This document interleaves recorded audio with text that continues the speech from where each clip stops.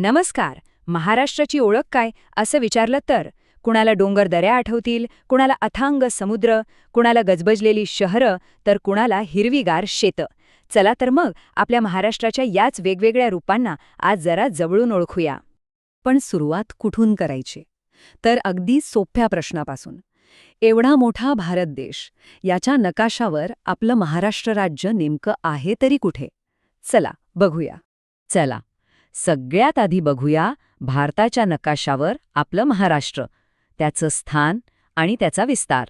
तर आपलं राज्य आहे भारताच्या पश्चिम आणि मध्य भागात, म्हणजे अगदी मोक्याच्या ठिकाणी.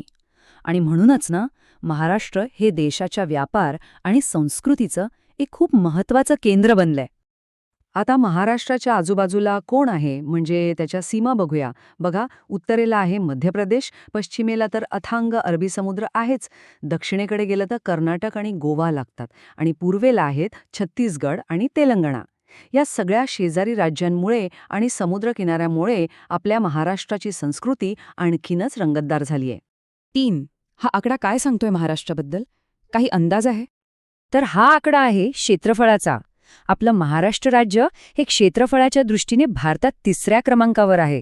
म्हणजे विचार करा, किती विशाल आणि किती विविधतेने नटलेलं असेल आपलं राज्य. राज्याच्या सीमा तर कळल्या, आता जरा आत डोकावून पाहूया. बघूया महाराष्ट्राची ती शहरं, जी खरं तर राज्याची स्पंदनं आहेत, जिथे राज्याचा जीव आहे. महाराष्ट्राची एक गंमत माहितीये, आपल्या राज्याला एक नाही तर 2 राजधान्या आहेत. हो, एक तर आपली सर्वांची लाडकी मुंबई, जी फक्त महाराष्ट्राचीच नाही तर देशाची आर्थिक राजधानी म्हणून ओळखली जाते. आणि दुसरी आहे नागपूर, जी महाराष्ट्राची उपराजधानी आहे. मुंबई नागपूर तर आहेतच, पण त्यासोबतच पुणे आहे, आपली सांस्कृतिक राजधानी. नाशिक आहे, एक महत्त्वाचं तीर्थक्षेत्र. छत्रपती संभाजीनगर आहे, जिथे मोठा ऐतिहासिक वारसा आहे. आणि कोल्हापूर, जे कलेसाठी ओळखलं जातं. ही सगळी शहरं मिळून राज्याच्या विकासाला पुढे नेत आहेत. चला आता शहरांची गर्दी थोडी बाजूला सारूया आणि महाराष्ट्राच्या निसर्गरम्य रूपाकडे वळूया. इथला भौगोलिक चेहरामोहरा कसा आहे, म्हणजे डोंगरांपासून ते समुद्रापर्यंतचा हा प्रवास खरंच अद्भुत आहे. आणि या नैसर्गिक प्रवासाची सुरुवात होते आपल्या महाराष्ट्राच्या कणापासून, तो म्हणजे आपला सह्याद्री. या सह्याद्रीच्या पर्वतरांगा अगदी राज्याच्या पश्चिम किनाऱ्याला समांतर पसरलेल्या आहेत. एका बाजूला सह्याद्री आणि दुसऱ्या बाजूला अरबी समुद्र, आणि या दोन्हींच्या मध्ये वसलाय आपला हिरवा गार कोकण. नारळी पोफळीच्या बागा आणि ती सुंदर समुद्रकिनारे या कोकणाला एक वेगळंच सौंदर्य देतात. आता कोकणातून थेट पूर्वेकडे जाऊया. इथे चित्र एकदम बदलतं. इथे दिसतो विदर्भाचा सपाट मैदानी प्रदेश. हा भाग आपल्या राज्याच्या शेतीसाठी खूप खूप महत्त्वाचा आहे. आणि मग येतो राज्याच्या मधोमध असलेला मराठवाडा. हा पठारी प्रदेश आहे आणि त्याची स्वतःची अशी एक वेगळीच भौगोलिक आणि सांस्कृतिक ओळख आहे.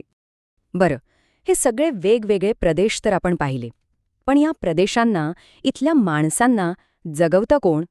तर ती म्हणजे आपली शेती आणि आपल्या जीवनदायिनी नद्या. चला तर राज्याचं पोषण करणाऱ्या याच घटकांबद्दल थोडं जाणून घेऊया. महाराष्ट्राच्या शेतीचा मुख्य आधार आहे तिथल्या नद्या. गोदावरी, कृष्णा, भीमा यांसारख्या मोठ्या नद्यांच्या पाण्यावरच तर ऊस, कापूस, तांदूळ यांसारखी महत्त्वाची पिकं घेतली जातात. आणि हीच पिकं आपल्या राज्याच्या अर्थव्यवस्थेचा कणा आहेत. तर मग या सगळ्या प्रवासातून एक गोष्ट तर अगदी स्पष्ट होते की आपलं महाराष्ट्र म्हणजे एकाच राज्यात अनेक वेगवेगळी जगं एकत्र नांदत आहेत. हा खऱ्या अर्थाने विविधतेचा एक संगम आहे. अगदी थोडक्यात सांगायचं झालं तर उंच पर्वतरांगा आहेत, सुंदर समुद्रकिनारे आहेत, विस्तीर्ण पठारं आहेत आणि आधुनिक शहरही आहेत. म्हणजे महाराष्ट्रात काय नाहीये, सगळं काही आहे.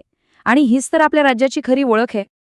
आणि जाता जाता एक प्रश्न मनात येतोच की एकाच राज्याच्या सीमेत निसर्गाची, संस्कृतीची आणि राहणीमानाची इतकी प्रचंड विविधता एकत्र नांदते तरी कशी?